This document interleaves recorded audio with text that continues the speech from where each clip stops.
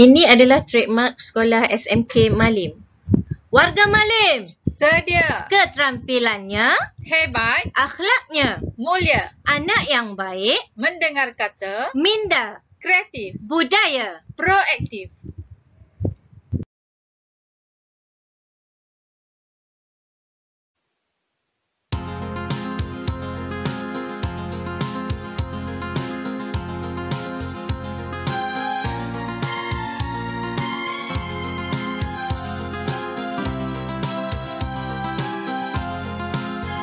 Malim termasyur namamu, mengimbau detik yang indah.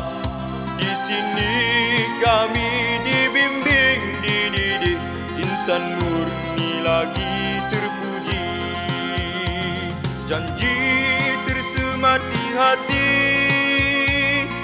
kan kami gapai samudra ilmu dengan semangat kudrat yang luhur, beriltizam berwawasan. Majulah Malimku, cemerlang dan gagah gemilang, inovatif dan kreatif visi kami. Gemilang Malim, gemilang kemasyuranmu Malim, mencerna wawasan negara, menjadi nostalgia warga Malim, tersemat kukuh di hati. Majulah Malimku, cemerlang dan gagah gemilang, inovatif dan kreatif visi kami.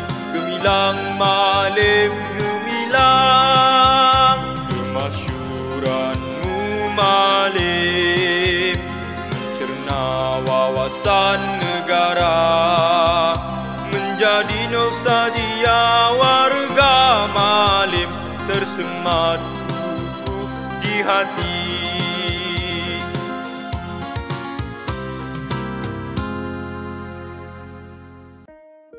Berikut merupakan info kurikulum Sekolah Menengah Kebangsaan Malim.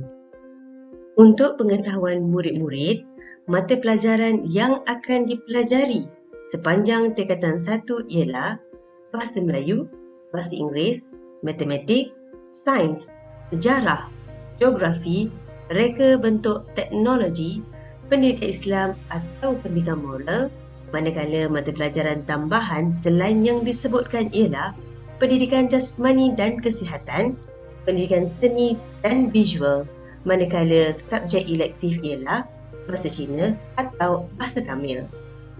Berikut ialah hala tuju Sekolah Menengah Kebangsaan Malim, iaitu menggenggam kecemerlangan. Bagaimana komponen EBD ditaksirkan? Pentaksiran bilik darjah PBD akan dilaksanakan di sepanjang PDPC di dalam kelas dan PDPR. Murid dihendaki aktif dalam sesi PDPC di kelas dalam semua subjek.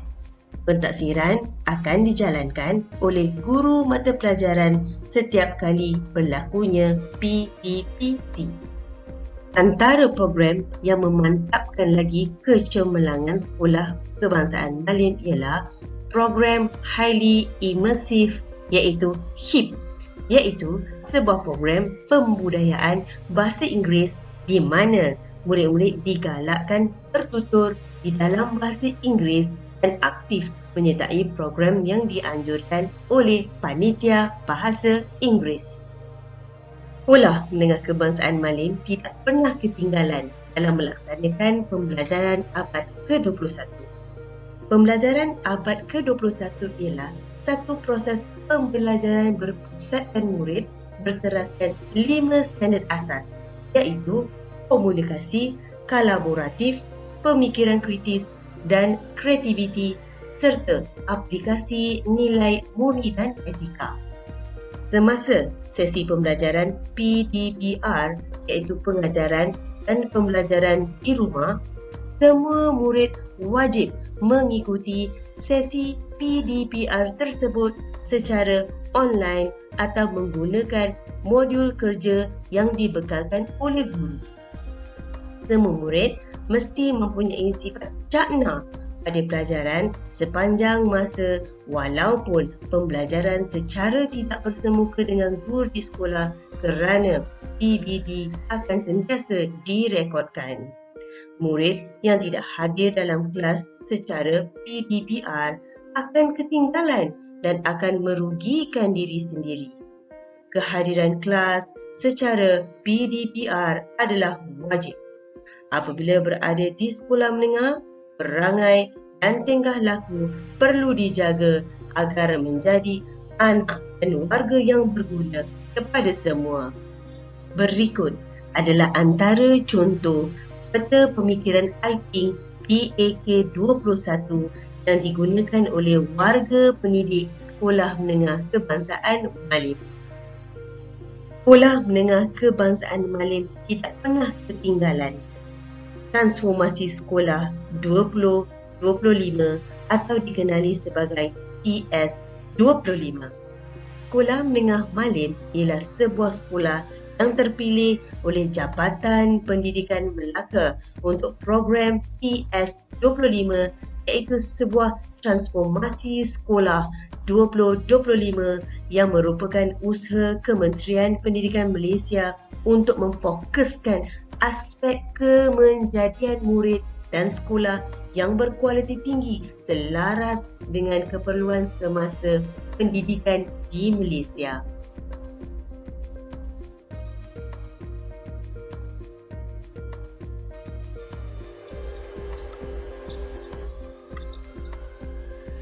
Assalamualaikum dan salam sejahtera pada semua ibu bapa dan murid-murid tingkatan 1.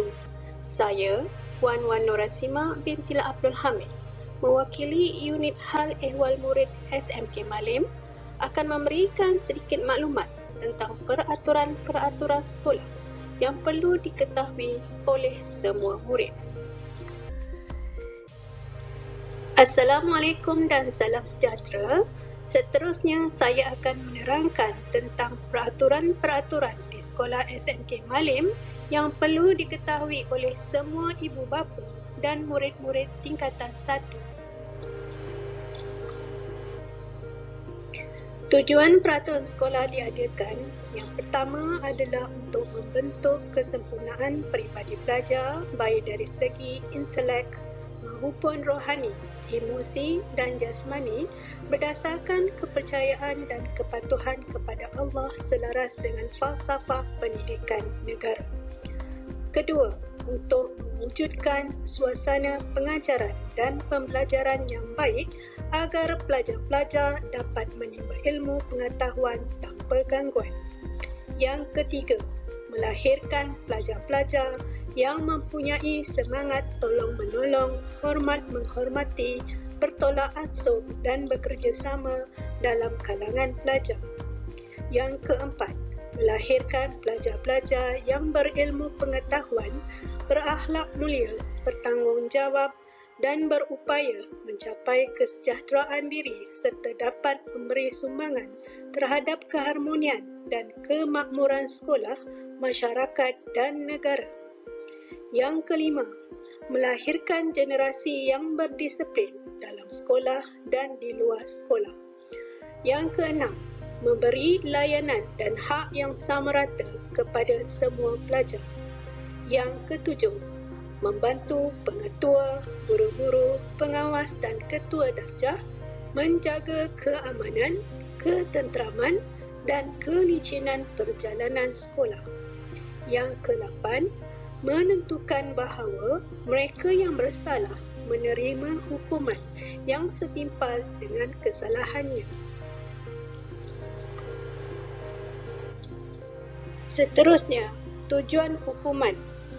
Yang pertama, mencegah dan memberikan pengajaran kepada pelajar yang bersalah daripada mengulangi kesalahan yang sama.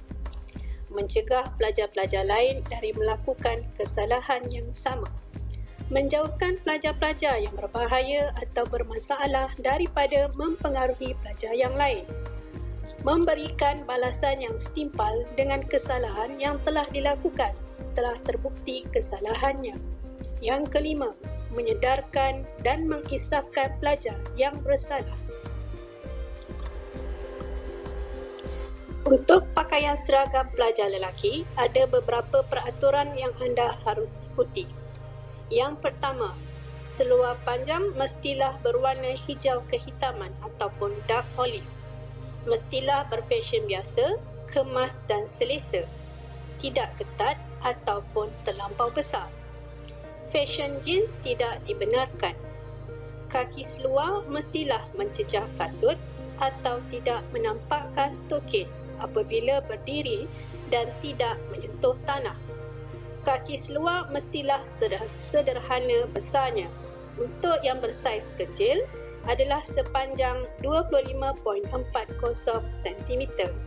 Untuk yang bersaiz sedang adalah 38.43 cm. Untuk yang bersaiz besar 40.45 cm. Tinggi pinggang hinggalah ke paras pusat. Sekiranya seluar bertali pinggang, tali pinggang itu mestilah jenis jadi pada PVC sahaja, berwarna hijau tua, lebarnya adalah di antara 2.5 cm hingga 3.0 cm. Kepalanya mestilah sama besar dengan tali pinggang tanpa hiasan dan ringan.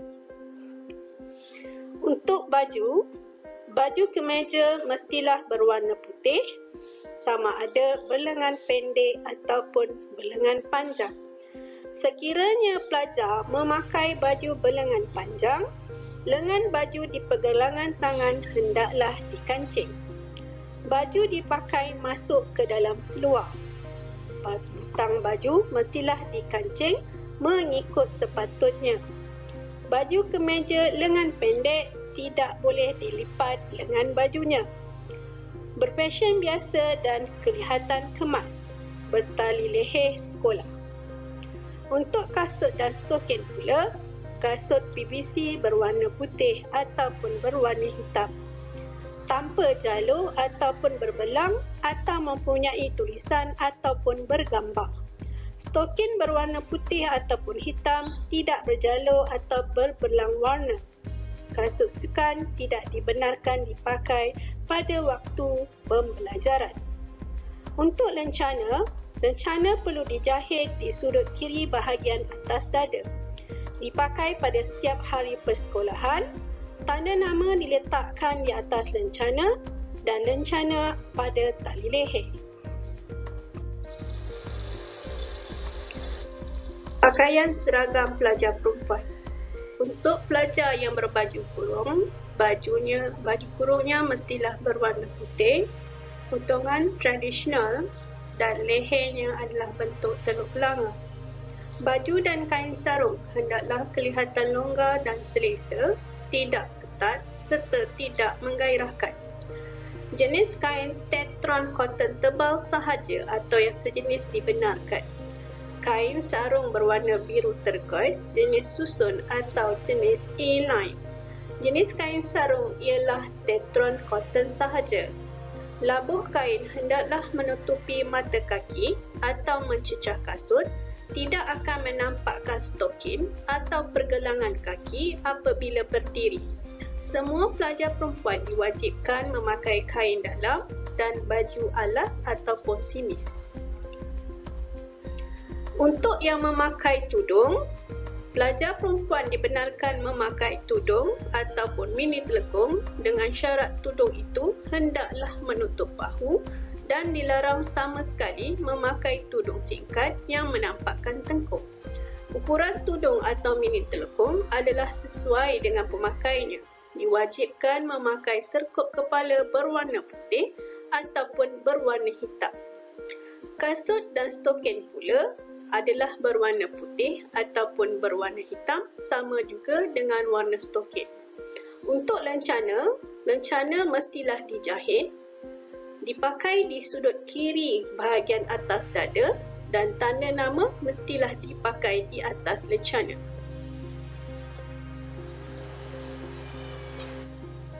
Untuk pakaian pendidikan jasmani pelajar lelaki adalah baju kemeja T tangan pendek berwarna jingga ataupun warna oranye dan berkolor. Baju rumah sukan tidak dibenarkan sama sekali. Untuk seluarnya adalah seluar panjang trek dan berwarna hitam ataupun biru tua sahaja. Warna-warna yang lain tidak dibenarkan.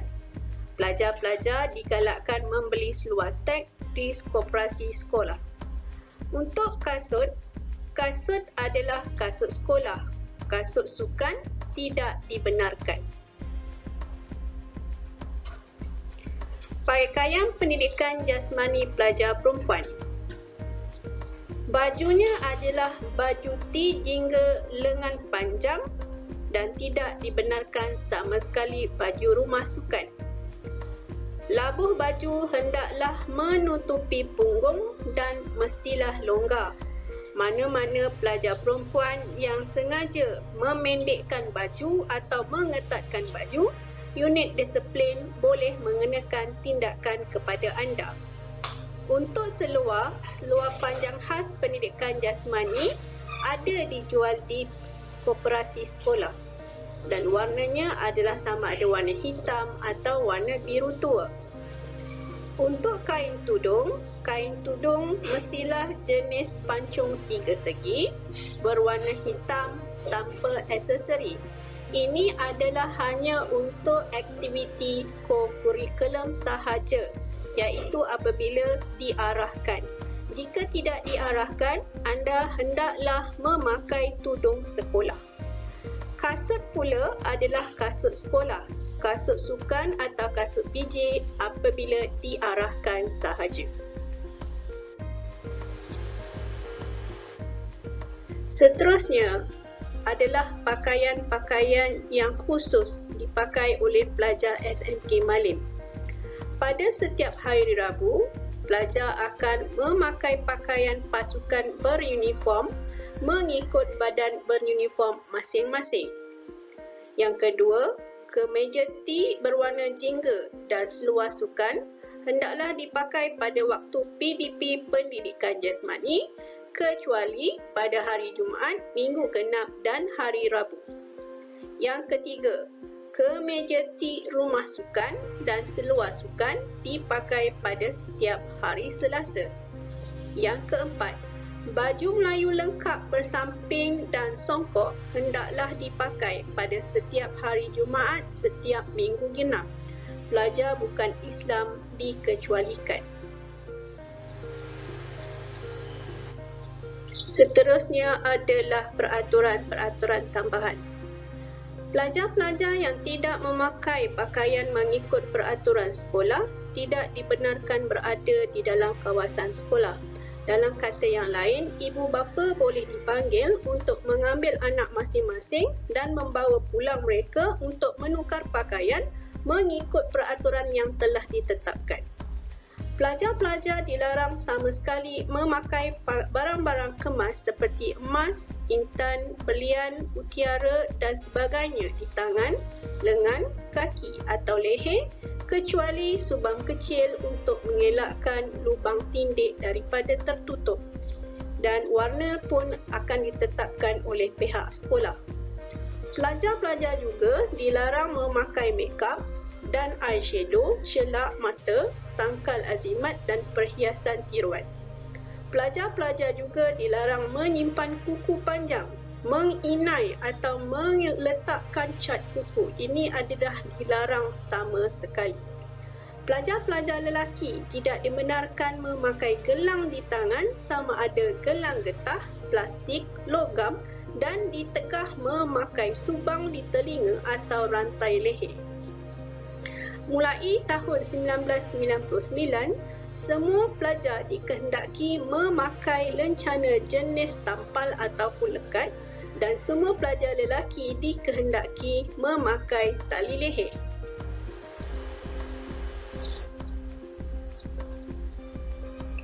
Untuk potongan rambut pelajar, bagi pelajar lelaki, tidak boleh atau dilarang sama sekali berambut panjang. Untuk istilah rambut panjang adalah seperti yang pertama, di bahagian belakang, rambut jatuh melebihi garisan bawah cuping telinga.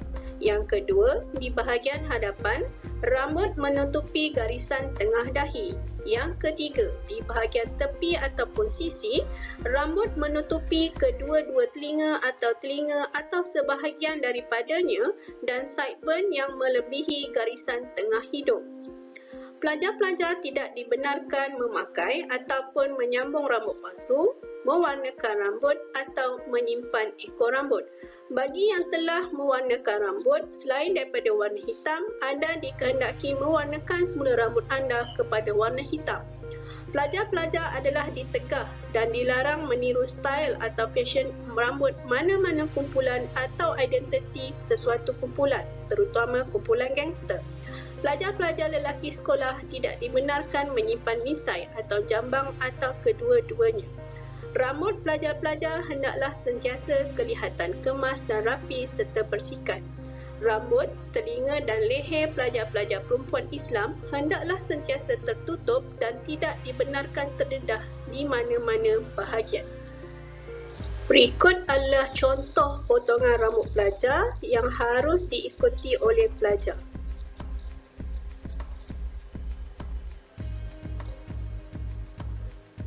Iaitu kalau kita lihat pada bahagian hadapan, sisi dan di belakang, semuanya dipotong pendek.